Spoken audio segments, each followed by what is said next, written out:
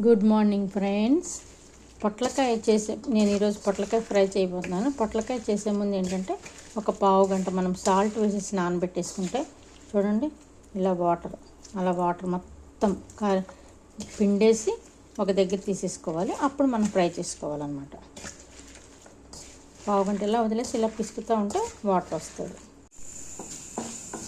ఈ పోపులన్నీ వేసేసి బాగా ఫ్రై చేసుకున్న తర్వాత వెల్లుల్లిపాయ కూడా బాగా వేగిన తర్వాత ఇట్లా మనము ఉప్పేసి పిండేసుకున్న తర్వాత ఈ పొట్లకాయ ఇలా వేరే బౌల్లోకి తీసేసుకొని ఇలా తాలింపు వేసేసుకోవాలి.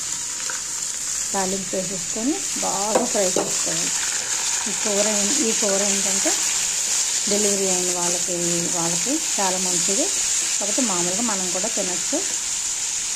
మంచిగా బ్లడ్ పడుతుంది అన్నమాట. టైం పడుతుంది ఫ్రై చేయడానికి. వెయిట్ చేద్దాం. పొట్లకాయ ఫ్రై రెడీ అయిపోయింది. పొట్లకాయ ఫ్రై బాగా రెడీ అయిపోయి బాగా క్రిస్పీగా తయారైంది. దాంట్లో కాంబినేషన్ ఏంటంటే పప్పు టమాటో పొట్లకాయ ఫ్రై.